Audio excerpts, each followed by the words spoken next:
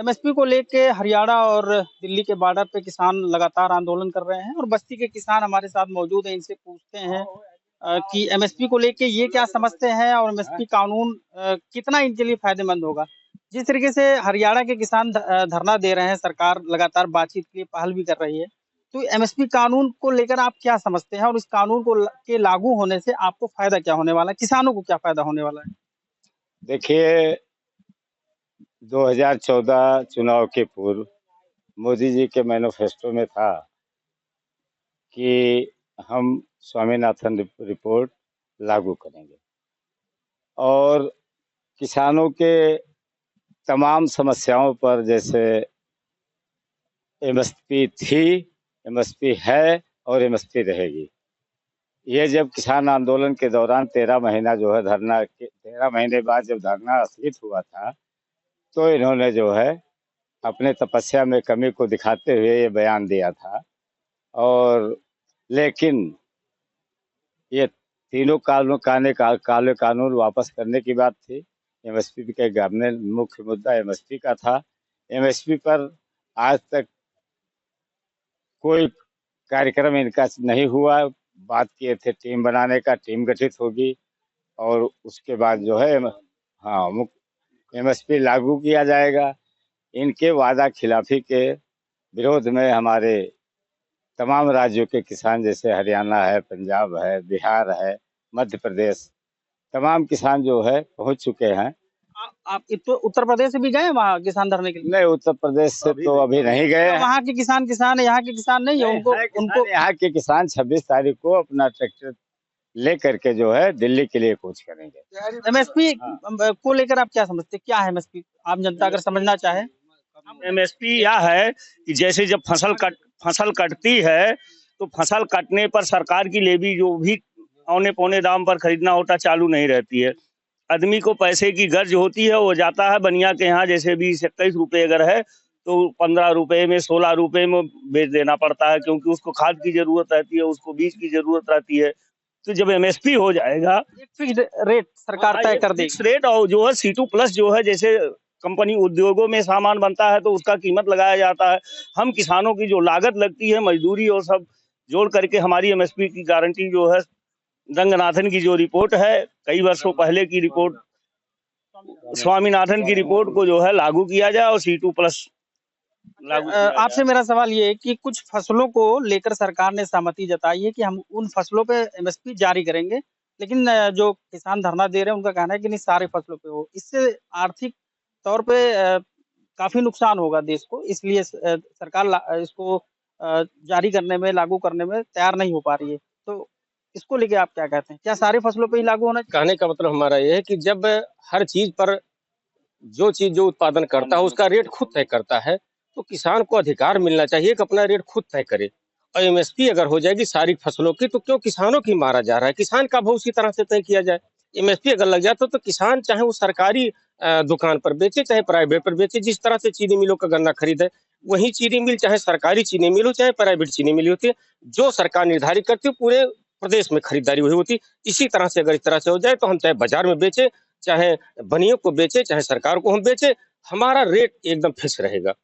वो तो चलिए ठीक है, लेकिन सरकार के खजाने पे थोड़ा सा भार पड़ेगा। कुछ नहीं भार पड़ेगा। तमाम सरकार के पास ऐसी योजनाएं हैं। इतनी बड़ी जनसंख्या किसान की, अगर किसान की आर्थिक स्थिति अगर सुधरती है तो निश्चित तौर पर बहुत बड़ी आबादी की स्थिति सुधरती है। आगे आ जाइए, आप क्या कहना चाह रहे हैं?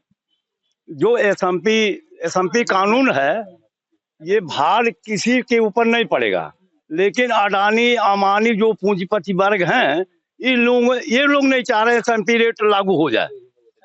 हाँ, एसएमपी, क्योंकि ये लोग किसानों से कम लागत से खरीद करके अपने स्टोर में जमा करना चाह रहे हैं। अब इनका अपना गोदाम भी बन रहा है, तो इसमें ज्यादा अड़ंगा इनके जो नवरत्न है मोदी साहब के, वही लोग अड़ंगा डाले हुए हैं कि ये रेट एसएमपी जो है लागू ना किया जाए। अभी मंत्री ने बयान दिया, कृषि मंत्री ने, कि हम एसएमपी रेट कैसे लागू करें, क्योंकि हर राज्यों से हमें राय लेना पड़ेगा, उसमें कानून का संशोधन करना पड़ेगा। हमारे कहने के मतलब यह है कि इनका जो प्लान है सीधे बहुराष्ट्रीय कंपनी के हवाले पूरे खेती किसानों का। तो हमारा कहने का मतलब यह है कि और जो चीज है जनता समस्या, उसको आप हल कीजिए। बेकारी को, महंगाई को, शिक्षा को, उसके बाद हवाले कीजिए भाई, ले लीजिए हमारी निजी संपत्ति 2 बीघा 4 बीघा, लेकिन हमारा बच्चा पढ़ाई कैसे करेगा, नौकरी कैसे करेगा, कैसे जीविका चलेगा, उसकी भी जिम्मेदारी आप लो। ये जो मोदी की सरकार है, ये आने वाले इलेक्शन में सीधे चाइना के पैटर्न पर इनकी पॉलिसी जा रही है। लेकिन चाइना में तो वो दिक्कत है नहीं, वहां तो 2 महीने के पहले पोस्टिंग लेटर मिल जाता, चाहे लड़का इंजीनियर करे चाहे डॉक्टरी करे, सबसे। यहाँ ये चीज है नहीं, ये व्यवस्था खत्म नहीं कर पा रहे हैं, सीधे तानाशाही लागू। अब इनका जो हैंडल कर रहे हैं इस समय अमानी अडानी, यही दिक्कत है। बाकी SMP रेट लागू हमने कहा था, आप दवा बना रहे, दवा की कंपनी, अब उसमें अगर 1 रुपए का सिट्राजिन टेबलेट है तो आप उसको बेच रहे हैं 30 रुपए में, 40 रुपए में।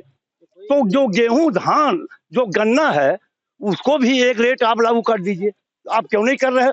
स्वामीनाथन आयोग जो रिपोर्ट लागू किया, आप देखिए, उनको भारत रत्न का सम्मान दिया गया स्वामीनाथन को, लेकिन स्वामीनाथन जिसके लिए अपना पूरा दिमाग लगाया, जो दिया, अब उसके नियम को आप नहीं लागू कर रहे हैं। चौधरी चरण सिंह को आपने भारत रत्न का सम्मान दिया। चौधरी साहब कहा करते थे कि भारत के विकास का रास्ता खेतों और खलिहानों से होकर गुजरता है। ये खेत खलिहान को उजाड़ रहे हैं, ये जाए का जहां। आपने 3 साल का 4 साल में मिलिट्री की नौकरी कर दिए, आप शिक्षा मित्र में 10-10 साल आप कर दें, फिर अगले सीजन में आप करने जा रहे हैं 2 साल के लिए मिलिट्री के अंदर। सारी जो नौकरियां हैं उसके स्कोप आप खत्म कर रहे हैं और स्टार्टअप इंडिया का नारा दे रहे हैं। ये बताइए, हर नौजवान उद्योग लगाएगा? हर नौजवान के पास पूंजी है?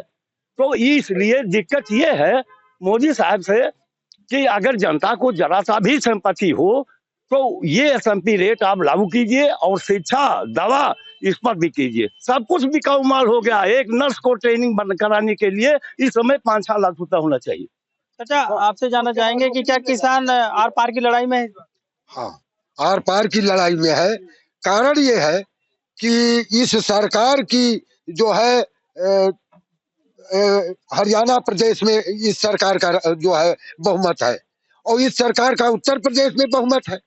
सरकार दोनों जो जगह जब चला रही है अपना प्रशासन शासन, तो ये जो है वहाँ बिजली का कीमत 35 हाथ रुपया पावर है, और उत्तर प्रदेश में 175 रुपया हाथ पावर है। कितना अंतर है? वहाँ सरकार यही, यहाँ सरकार यही, लेकिन वहाँ के बराबर में क्यों नहीं कर देता? कानून अलग अलग। अच्छा, आप लोग भी जाएंगे समर्थन देने? जाएंगे, हम लोग एकदम तैयारी में लगे हुए हैं। अभी टिकैत साहब ने फरमान जारी किया था आज के दिन में कि सारे कलेक्ट्रेट उत्तर प्रदेश के घेरे जाएंगे ट्रैक्टर के साथ। हम लोग घेरे आए, ज्ञापन दिए। अब अगला हमारी लड़ाई है दिल्ली के लिए जारी होने का फरमान। जैसे टिकैत साहब ने ऐलान किया, तैसे हम लोग तुरंत दिल्ली के लिए जाएंगे और अपने हक अधिकार की लड़ाई लड़ेंगे। देखिए, ये बस्ती के किसान हैं। आप भी आप आगे, ये आपसे भी जानना चाहेंगे कि जिस तरीके से हरियाणा बॉर्डर पे किसान धरना दे रहे हैं, आप लोग किस तरीके से समर्थन करें? हम लोग भी उसी तरह पैटर्न पर, जिस तरह से सरकारें दूसरे प्रदेश की कर रही हैं, ट्रैक्टर ट्राली लेकर हम लोग इस बॉर्डर पर रह करके जा करके अपना संघर्ष के साथ सरकार के दुर्पूर्ण रवैये के खिलाफ, SMP रेट के खिलाफ जो प्रदर्शन सरकार नहीं कर रही है, उसके खिलाफ हम जाकर प्रदर्शन करेंगे, जोरदार के साथ समर्थन करेंगे। MSP क्या है? MSP का फुल फॉर्म क्या है? मैक्सिमम सर्विस प्राइस, जिससे कि मिनिमम जो कम से कम में खरीदा जाता है, वही हर चीज का मैक्सिमम खरीदते हैं। और हमारा जो देहात एरिया के किसान है, उनको पता है कि MSP क्या है और इससे उनको क्या फायदा है? जागरूकता की पंचायत लगा करके हम बता, सभी लोग जान रहे हैं, ये बात नहीं है। लेकिन सरकार की कुछ मीडिया जो हैं वो किसानों को बताना नहीं चाहती हैं, उनके द्वारा प्रचार प्रसार नहीं होता है। छोटी सी बात के लिए, राम मंदिर के प्रचार के लिए गांव-गांव तक ढिढोरा पीटा गया, लेकिन किसानों की बात को उजागर करने के लिए किसी मीडिया और किसी सरकार के पास। अच्छा, टाइमिंग को लेकर विपक्ष कह रहा है कि टाइमिंग जो है, चुनाव नजदीक है, इसलिए किसान एक पार्टी के हाथों कठपुतली बना हुआ है। चुनाव तो पहले 14 से ही इन्होंने वादा किया था। चुनाव में आने से पहले SMP रेट लागू करने की बात करे थी। उसके बाद 10 साल बीत गए, अब चुनाव का बहाना क्यों ढूंढ रहे हैं? इसी चुनाव का आचार संहिता लग जाए, जिससे किसानों को हम कहते हैं कि आने वाली सरकार में हमारी मदद करो, जिससे हम इसका आपको करेंगे। लेकिन ऐसा किसान होने नहीं देगा, क्योंकि किसान 5-10 साल का इंतजार कर चुका है और हर साल लड़ाई लड़ता है। कृषि मंत्री कह रहे हैं कि जो राष्ट्र का खजाना है, उस पर थोड़ा सा भार पड़ेगा अगर MSP लागू करते हैं सारे फसलों पे। अगर चारों फसलों पर कृषि मंत्री ये कहते हैं तो क्या सीमेंट बनाने वाले के पास कभी उन्होंने कंप्लेन किया है कि किसानों के जो गरीब मजदूर हैं उनके खेत खलिहान वो मतलब बनाने के लिए घर के उसके लिए कोई सब्सिडी लागू किया है? जो गरीब किसान है उनके लिए क्या कोई अधिकतम सब्सिडी लागू किया है? कि कम से कम डीजल उसके लिए उपलब्ध कराई जाए या खाद बीज उसके लिए अतिरिक्त व्यवस्था किया है?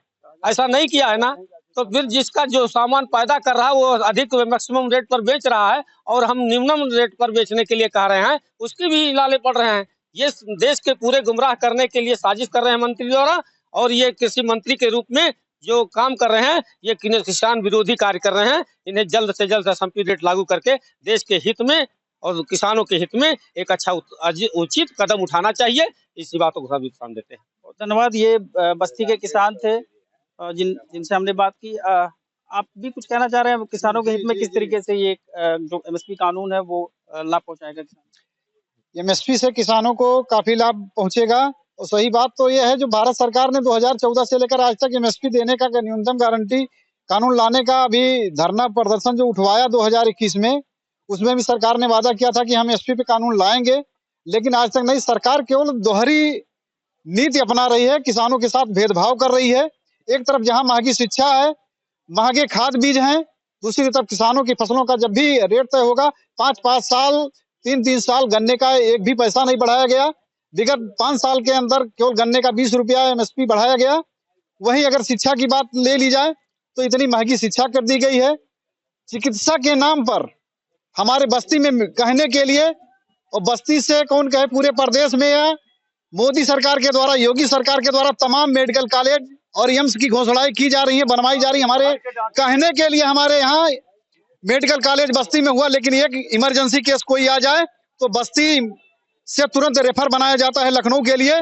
केवल भाजपा सरकार का ये एक दिखावा है कि कहने के लिए केवल मेडिकल कॉलेज बनवा रहे हैं, एम्स बनवा रहे हैं, जबकि आजादी के 76 वर्ष बीत जाने के बाद अगर हम लोग अपने आप को मजबूत स्थिति में अगर देखते, हमारे जिला स्तर के जो अस्पताल हैं अब तक हमारे सामुदायिक स्वास्थ्य केंद्र को बन जाना चाहिए था, लेकिन ये सरकार पूरी तरीके से फेल है किसानों के साथ। मिला के एमएसपी कानून को लेकर आप लोग निर्णायक मोड में?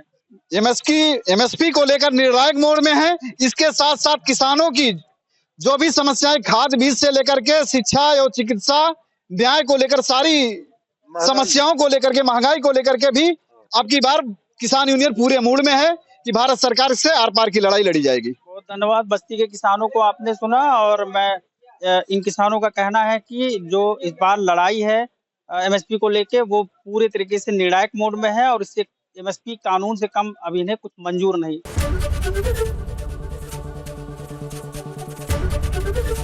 एबीपी गंगा, खबर आपकी, जुबान आपकी।